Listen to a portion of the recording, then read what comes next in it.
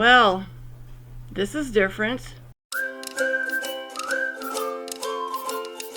Hi, I'm Lisa. Welcome back to my channel, or welcome if you're new here. Today I'm going to be doing the Romance Journey book tag. But before I do, let me explain what's going on here. So, I was all set up, ready to film my video, but when I hit record, my camera would not record. It's an old camera, and it won't record anymore, so I'm filming on my laptop instead. So my videos will be looking like this until I can get a new camera. I do apologize for the poor quality, but I do want to get this filmed and I want to do this tag. I saw this a couple of weeks ago and knew I had to do it. So let's get started. How old was I and what book got me started in romance? Well, I believe I was in, I don't know, late teens, early 20s. No, you know what? I think I was in my late teens. And I remember my mom would read Daniel Steele a lot.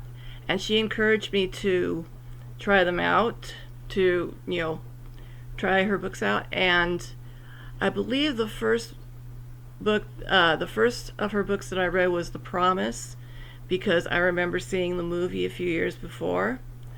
I will leave a thumbnail here, and I'm using the thumbnail for the edition that I remember that we had.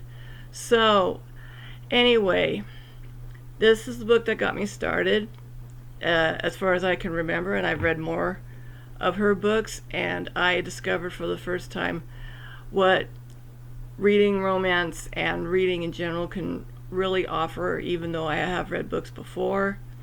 But that's basically how I got started. Did I deliberately seek out romance, or did I stumble upon it? I'm not sure if I deliberately got into romance or stumbled upon it, because again, I went with my mom's recommendation.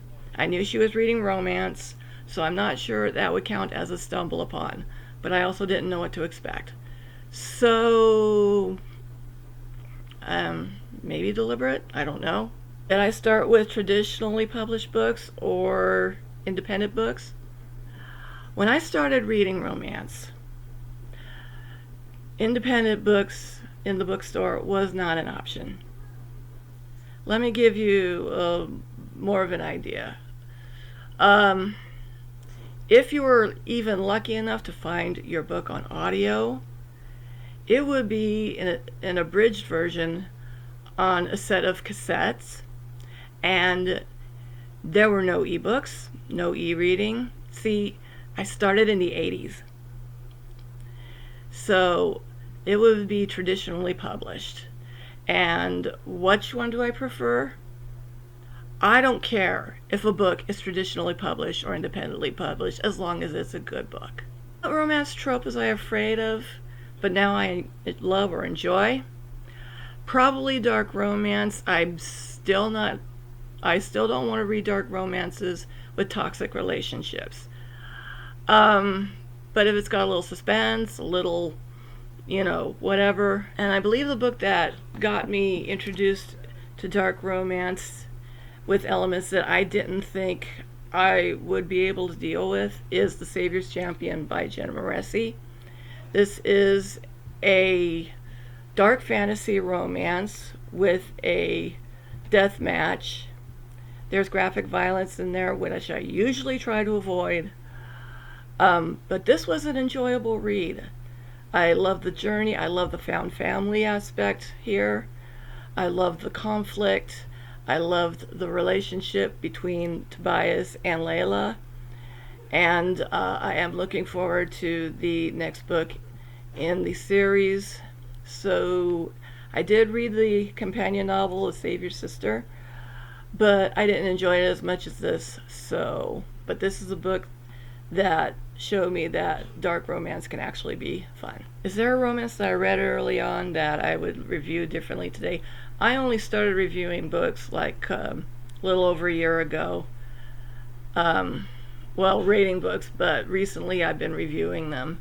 So I'm not exactly sure if this is applicable, if there are any books that I changed my mind on.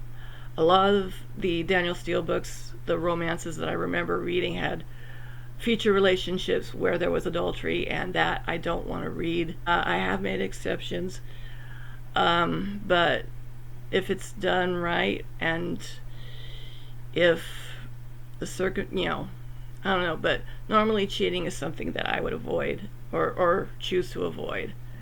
So a lot of Daniel Steele's books I would not reread. How has my taste in romance evolved over the years? I don't know.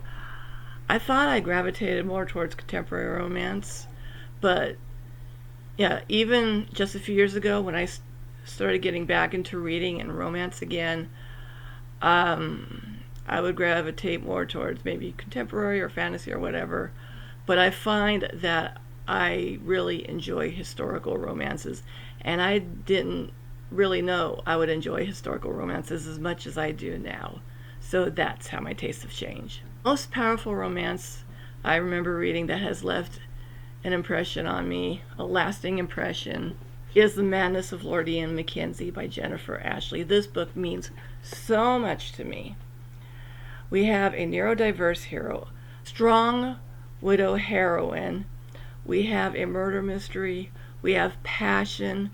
We have angst. We have a couple who are so protective of each other, and the way that the relationship evolves and how the murder mystery itself drives the emotions and the family dynamic between Ian and his brothers make this absolute perfection. This is a book I hope to reread soon. I've listened to the audiobook several times before, but I would like to get back into this physical copy and annotate it and just relive all the emotion, and it is just a gorgeously written novel. If you have not read this, please do yourself a favor and read it. Okay, romance book that told me what my ideal partner would be.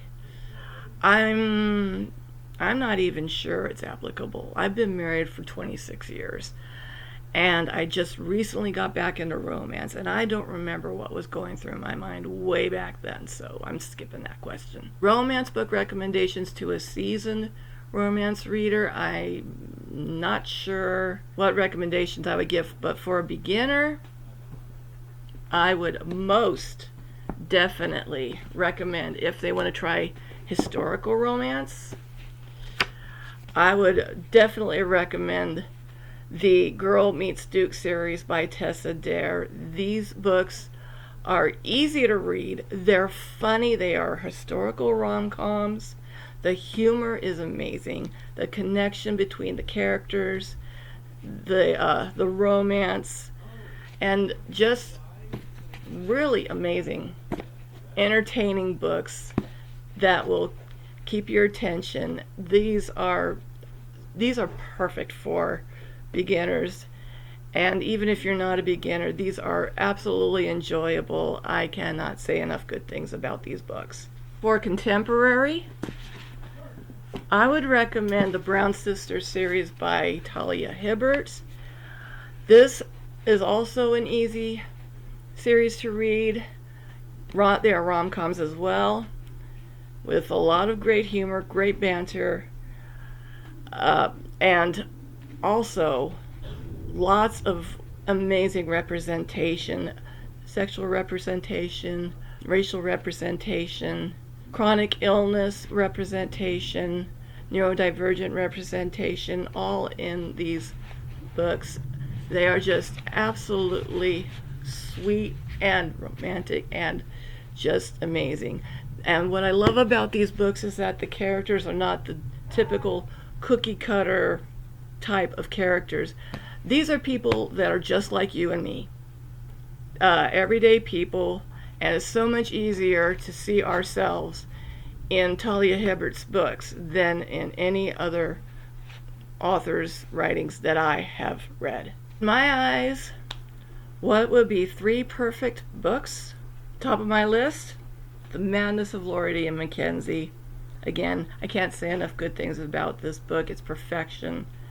It's stunning, emotional, and just I absolutely adore this. I have no words. Second is The Duchess Deal by Tessa Dare. Again, amazing banter, hilarious, wonderfully touching, beautiful romance, just, and again, very easy to read, very entertaining, and I mean, the step backs. My goodness. Absolute perfection. I'm going to go with one of my favorite books of last year, and that's Between His Lover and the Deep Blue Sea by Mary Farmer, which is an historical romance. I've talked about this book before. If you love romances that are sweet, low angst, and just a joy to read, the After the War series by Mary Farmer, perfection. I've read the first two, and I am looking forward to finishing this series. Anyway, that's it. That is the tag. I hope you enjoyed it. Please leave a comment if you've read any of these books, or if there are any books that you would want to discuss for any of these questions. Just go ahead and let me know down below. Like, share, subscribe, hit that notification bell. You know the drill. You know the drill. Anyway, thank you so much for watching. I will see you next time.